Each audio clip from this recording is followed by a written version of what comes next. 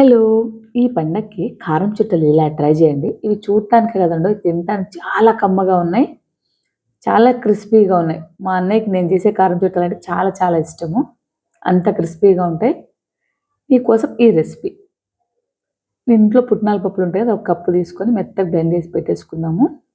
ఇందులోకి 4 కప్పులు బియ్యపు పిండి తీసేసుకుందాము. ఆల్రెడీ కొట్టించి పెట్టుకుంటాం కదా! అందులోకి తగినంత సాల్ట్, కారము, కొంచెం గరం మసాలా కూడా ఏస్తాను నేనైతే. అండ్ వాము కూడా నీట్‌గా చేత్తో అలా నలిపేసి ఒక స్పూన్ వాము కూడా ఏసేసుకున్నాము. నువ్వులు నేను ఏ ఐటెమ్‌లోనా వంటల్లో చాలా ఎక్కువ వాడతాను.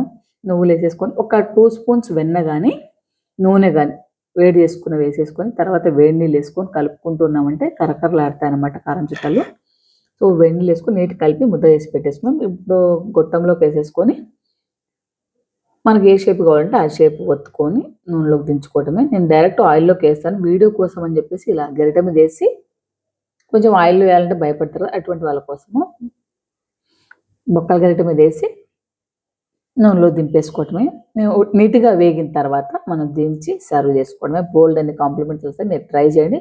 మీకు వీడియో నచ్చితే లైక్ అండ్ సబ్స్క్రైబ్.